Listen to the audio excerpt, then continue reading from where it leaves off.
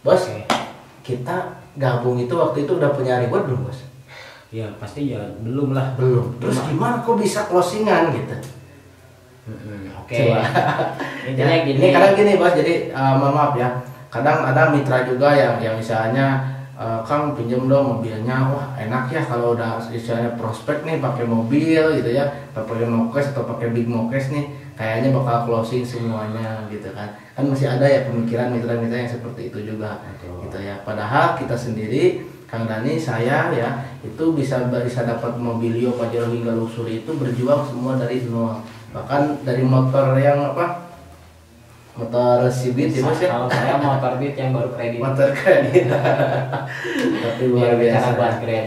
Jadi intinya gini teman-teman, bukan karena hasil kita jadi semangat, kita jadi bisa closing ya. Tapi karena kita closing ya, kita semangat, kita yakin akhirnya kita dapat reward. Jadi jangan dibalik.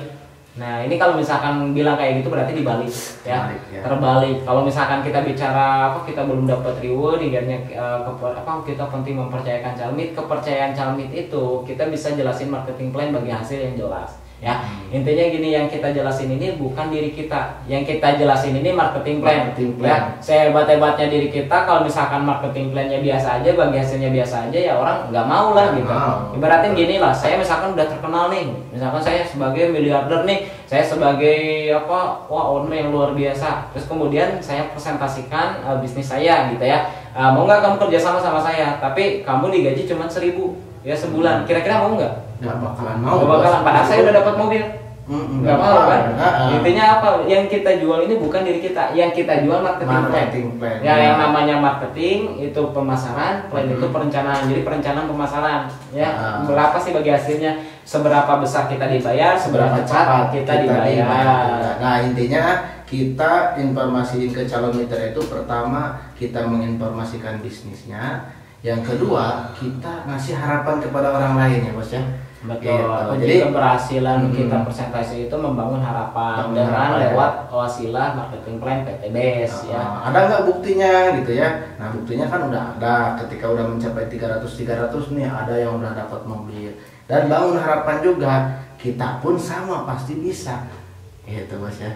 Kalau orang lain bisa, kenapa kita nggak bisa? Ya, jadi kalau saya pribadi konsepnya gini bos.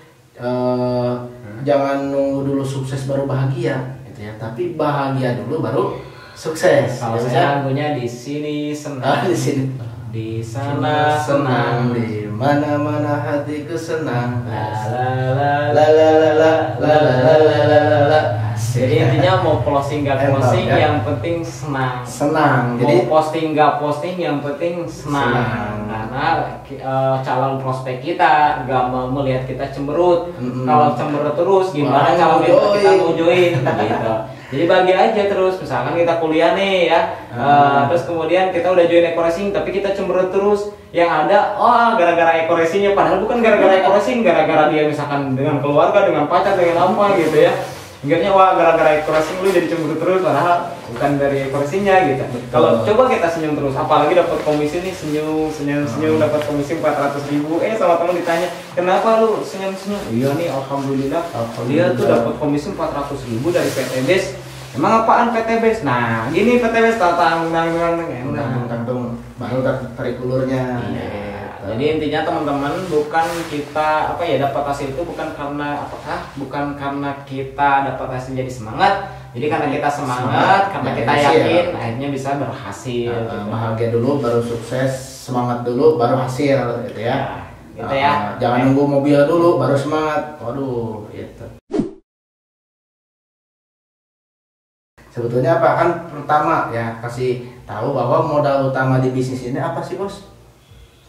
Internal spirit ya, keyakinan kitanya dulu. Jadi kalau orangnya udah yakin, dianya udah pengen ngebet banget ingin join di bisnis ini, nah baru kita misalnya dia udah nggak punya apa-apa lagi nih, kita tawarkan solusi, gitu ya. Jadi tawarkan solusi. Kalau saya pribadi gini, Mas misalnya, Mas punya teman nggak di kontak, gitu ya, punya teman berapa orang, gitu ya, ada 100, ada coba beli broadcast, gitu ya, broadcast, coba pinjem lah misalnya modal eco-racing berapa nih, yang 2,1 gitu ya, coba broadcast ke semua itu minta pinjam modal gitu bos ya, 2,1 juta, ada keperluan lah penting gitu ya.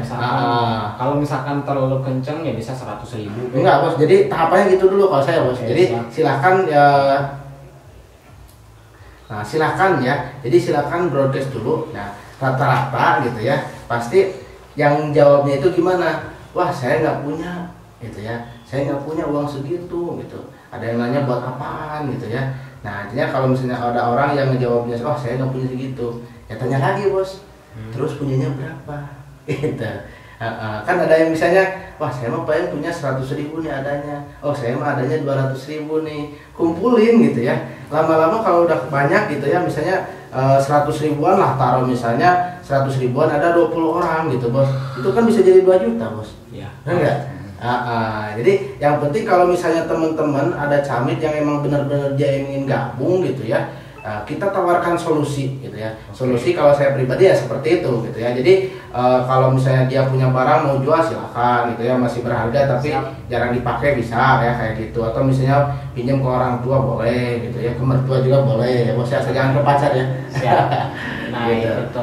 itu beberapa contoh ya. Contoh itu ya, banyak sekali sih sebetulnya. Kalau Dani biasanya langsung ditarik ulur. Ya, ditarik ulur. Jadi kalau misalkan Dani ya udah mas, jangan maksain gitu, jangan maksain untuk segera daftar, kecuali kalau misalkan mas mau kayak Kang Dani nih gara-gara maksain buat modal gitu, padahal dia waktu itu lagi minus kan minus 70 juta waktu itu baru nikah gitu kan, ibunya lagi di rumah sakit dan lain-lain bla bla bla gitu kan. Tapi gara-gara mau maksain modal, pinjam ke temennya, alhamdulillah dalam waktu 2 tahun bisa dapat anu. Jadi akhirnya apa, kegambar, oh berarti kita harus maksain modal gitu. Kalau pengen kayak Kang Dani gitu. Nah kalau misalnya udah usahain belum dapat juga, nah tawarkan solusi itu nanti. Bisa solusi yang lain. Terus broadcast terus, sama jangan fokus ke satu. Karena banyak yang intinya banyak orang yang membutuhkan bisnis ini. Jadi teman-teman jangan cukup satu. Kalau misalkan nggak banyak yang butuh bisnis ini, nggak mungkin saya sampai sekarang masih closing. Ya. Oke. Lanjut closingan terus bos. Ya. Intinya gini, kemarin kan saya udah bahas ya, apapun pekerjaan kita sebetulnya kalau saya yang saya yakinin di dunia ini untuk dapat duit cuman di bisnis. Cuman di bisnis. Kan ada karyawan bang, emang karyawan bukan bisnis? Bisnis juga bos. Nah cuman pertanyaannya bisnisnya ada 2 bos, dibagi 2. Pertama bisnis sendiri, bisnis orang yang kedua lain. Bisnis orang lain. Nah kalau jadi karyawan berarti kita ngegedein bisnis orang lain. Kalau misalkan kita buka usaha, berarti kita gedein usaha sendiri. Gitu. Nah kalau saya sendiri ngeyakinin itu, nah yang namanya bisnis pasti ujung tombaknya jualan. Cari orang. Cari orang untuk apa? Dijualin apa? Produk atau jasa. Antara produk atau jasa. Nah itu artinya apa? Ujung tombaknya tetap di jualan. Berarti apa? Ujung tombaknya omset. Berapa omset yang kita dapat? Berapa omset yang perusahaan kita dapat? Kalau kita misalkan di bisnis ini, berapa omset yang kita ciptakan ke perusahaan. Nah yang akhirnya semakin besar omset, semakin besar juga kita dibayar gitu. Mau dimanapun itu gitu ya. Nah kalau misalkan di kerjaan, segede-gedenya kita tetap kepentok di gaji. Cuma mungkin ada bonus-bonus khusus ya. Nah terus di omset, omset bisa tercipta karena apa? Karena ada yang presentasi. Ya apapun pasti ujung tombaknya presentasi. Jualan kan, yang namanya jualan kan kita mempromosikan gitu. Menjelaskan produk, menjelaskan ini, menjelaskan itu. Nah kalau kita lebih menjelaskan ke membangun aset, bagaimana caranya membangun aset lewat istilah PTBS ya. Nah terus kemudian karena kita pengen lebih cepat, jangan sampai presentasi kita doang. Jadi harus ada presentasi mitra juga. Ya. Lipat gandaan. Makanya harus dididik, dikasih pengetahuan, dikasih ilmu. Nah di pertemuan lah itu yang membuat kita akhirnya bisa melipat gandakan presentasi. Kalau satu-satu ya lama juga. Makanya di pertemuan itu supaya apa? Supaya mitra-mitra yang tadinya nggak bisa presentasi dikasih tahu arahannya, oh gininya, akhirnya apa? Dia lebih yakin lagi bisa presentasi. Intinya kalau misalkan ada yang nanya kita ngebesarin perusahaan orang, gimana jawabnya nih Mas Dani? Nah intinya gini, kita kerja dimanapun, kita pasti ngebesarin perusahaan orang. Kita mau usaha apapun pasti ngebesarin juga perusahaan orang lain. Betul. Kenapa? Karena nggak mungkin kita nguntungin yang nggak bisa kita nggak nguntungin orang lain, pasti nguntungin yang lain. Karena yang namanya hidup ini berkesinambungan, ya, berkesinambungan. Yang namanya uang itu berputar. Cuman pertanyaannya berputarnya lebih gede ke siapa? Oke, paham nggak maksudnya? Misalkan contoh gini, kita sebagai karyawan nih ya, sebagai apa istilahnya pekerja, di mana kita bekerja untuk perusahaan, nah otomatis yang paling besar hasilnya pasti perusahaan. Misalkan contoh sebuah perusahaan itu punya karyawan 300, nah masing-masing karyawan ini digaji 3 juta, berarti 3 juta kali 300 udah 900 juta, itu dari ngegajinya aja. Berarti perusahaan penghasilannya lebih dari itu. Lebih lagi bos. Kebayang nggak teman-teman? Yang gedenya siapa? Teman-teman yang kerja kan? Tapi perusahaan yang gede, yang untung gitu. Kalau bangun usaha gimana Mas Dani? Kan usaha nguntungin kita, nguntungin diri sendiri. Kalau konvensional, oke, modal berapa? Ya, terus kemudian siap gak kita resikonya, siap bangkrutnya atau enggak gitu ya. Karena apa? Kita nggak tahu. Yang namanya bisnis itu kayak roller coaster. Ada saatnya di atas, ada yang saatnya di bawah gitu ya. Nah, ketika misalkan kita untung nih, ya untung. Tapi pertanyaannya ketika kita misalkan bikin apa gitu ya, bikin bolu. Nah, bahan-bahannya beli dari mana? Dari orang lain, bos. Atau misalkan kita bahan-bahannya udah punya, peralatan udah punya, pasti ujung tombaknya ada butuh orang lain juga. Nggak mungkin kita semuanya sama kita. Betul nggak? Betul. Pasti nguntungin yang lain juga gitu. Kayak misalkan contoh kita buka warung, itu kan buat kita. Kita beli di mana? Di pasar. Di pasar. Ya berarti yang lebih gede yang dagang di pasar. Karena apa? Di pasar itu ngepublikasiin ke banyak warung. Betul nggak? Nah yang dari pasar nguntungin lagi yang di atas. Siapa? Yaitu grosir-grosir. Grosir nguntungin siapa lagi? Agen dan lain sebagainya. Jadi tetap kita pasti nguntungin yang di atas. Gitu. Jadi jangan berpikiran kita nggak bisa nguntungin yang di atas. Cuman kalau di PT BES ini ya luar biasanya Pak Haji Febrian membentuk sistem yang sangat dahsyat, di mana PT BES ini memberikan bagi hasil yang sangat layak lah ya, yang sangat luar biasa, bukan layak lagi, bahkan spektakuler, bahkan spektakuler ya teman-teman. Dimana kalau kita paham konsep apa ya pemasaran, ya kan ada dua nih, konvensional sama network marketing. Nah kalau network marketing itu dari perusahaan langsung ke member atau ke konsumen. Nah dimana konsumen itu bisa jadi member ketika dia nawarin lagi yang lain dan dia dapat komisi. Beda halnya dengan sistem konvensional. Itu dari ini kan banyak kalau distribusinya ya. Provinsi, kabupaten banyak lah ya. Misalkan contoh gini, kita belanja di warung nih ya, di warung misalkan apa kayak gitu ya. Wow mantep nih. Wih mantap nih belanja di warung gitu, harganya lebih murah gitu ya di warung itu. Nah terus kita nawarin yang lain, apakah kita dapat duit atau enggak? Enggak akan bos. Nah itu karena apa? Karena memang udah dipotong gitu banyak. Tapi di sini karena kita dari perusahaan langsung ke konsumen bisa jadi member, nawarin lagi yang lain ya. Apalagi kita menduplikasikan gitu ya, itu akan terjadi pelipat gandaan, hingga hasilnya lebih dahsyat gitu ya, Mbak ya. Kalau saya pribadi di awal tuh cuma 3 ya, manfaatin Facebook organik, betul, gitu. Kemudian IG organik juga ya, nggak perlu berbayar. Kemudian WhatsApp juga. Oke. Nah, saya sendiri juga sama teman-teman. Saya bukan ahli online gitu. Banyak orang yang brand saya, wah jago online gitu. Padahal saya sendiri nggak bisa Facebook Ads, saya nggak bisa Google Ads, saya nggak bisa Ads dan lah ya. Paling berbayar. Paling Pajero Ads sama FT86 Ads bisa. Alhamdulillah sekarang udah terbukti. Nah kalau teman-teman mungkin ada yang belum terbukti, gimana dong nggak bisa Pajero Ads gitu.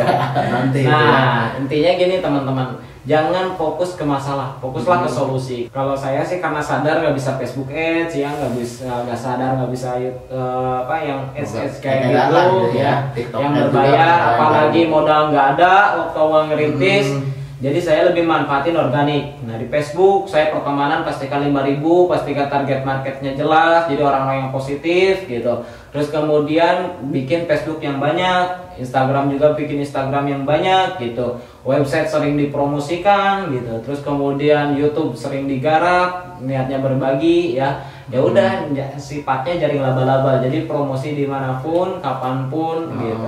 Karena kita nggak tahu kita dapat rezekinya di mana. Dibaratin kayak gini lah, laba-laba bikin jaring. Ya ketika misalkan apa dihancurin gimana? Dibuat lagi jaringnya. Dan buatnya nggak di satu tempat, buat lagi, dihancurin sama manusia, buat lagi, dihancurin lagi sama manusia, dibuat lagi. Jadi jangan sampai kita yang bosan, kita aja terus promosi, biarin orang bosan juga. Orang bosan. Ya, nah terus kemudian pastikan pertambahannya nambah terus. Database-nya. Pertambahannya nambah terus, makanya saya Facebook diperbanyak, Instagram diperbanyak gitu. Nah akhirnya ternyata lebih viralnya di YouTube. Nah di YouTube digarap full, baru bener-bener. Nah kalau teman-teman udah nemu nih misalkan di Instagram garap full Instagram, kalau udah ketemu di Facebook garap full di Facebook gitu. Terus, ya. Nah kalau di awal-awal kita promosi di mana aja, sampai akhirnya ketemu, oh lebih enak di sini, nah habisin gitu. Karena gini teman-teman, masalah teknik itu ya, masalah teknik itu tergantung dari situasi kondisi ya. Makin lama kayak misalkan Google Ads, Facebook Ads, kalau dulu mantap banget hasilnya gitu. Banyak testimoni dari mitra-mitra saya yang pakai Google Ads, Facebook Ads, hasilnya begitu dahsyat. Nah, tapi sekarang banyak yang ngeluh. Karena apa? Karena udah banyak yang pakai. Yang pertama, yang kedua banyak yang negatif. Karena banyak yang negatif ini kayak gini teman-teman. Kan istilahnya banyak orang yang bilang penipuan karena dia nggak paham gitu, karena lihat orang yang gagal di bisnis ini gitu. Padahal yang gagal itu karena mereka cuma join, dia nggak paham, dia nggak mau belajar, dan dia nggak mau jalanin bisnis ini gimana mau sukses gitu.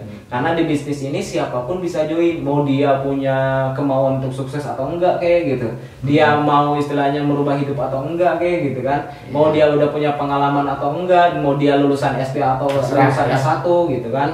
Karena siapapun bisa join di bisnis ini. Akhirnya apa? Sukses lah ya. Akhirnya apa? Banyak orang yang nggak mau belajar, nggak mau belajar bagaimana orang sukses itu benar-benar berjuangnya luar biasa. Mereka siap melakukan perubahan yang tadinya tindakannya yang negatif, gitu, kebiasaan yang negatif dirubah menjadi hal yang positif. Yang tadinya cuma tiduran, main HP, cuma main YouTube doang, nonton YouTube orang, main game, dirubah akhirnya buat promosi gitu. Nah intinya harus siap melakukan perubahan. Sedangkan banyak orang yang nggak siap melakukan perubahan. Tapi pengen sukses apa pengen bos? Iya. Yang pengen. Ya. Artinya yang gagal di bisnis ini itu mereka cuma join nggak jalanin atau jalanin asal-asalan. Sakar dewe. Jadi nggak profesional. Ya diibaratin kalau misalkan kerja, dia kerjanya sehari sejam, sehari 2 jam atau seenaknya kerjanya gitu. Atau misalkan bangun usaha, apalagi nggak waktu ngerintis, nah dia malah jarang ke tempat usahanya. Ya mau gimana kita sukses? Gitu. Kalau kita profesional, anggap bisnis ini seperti kerja, anggap bisnis ini seperti kita bangun usaha biasa, insya Allah kita mendapatkan kesuksesan yang luar biasa. Karena di bisnis ini bisa mengkonversi waktu. Kalau di luar sana, misalkan dengan kerja gaji jutaan per bulan, alhamdulillah di bisnis ini bisa. Saya sendiri udah merasakan bisa jutaan per hari.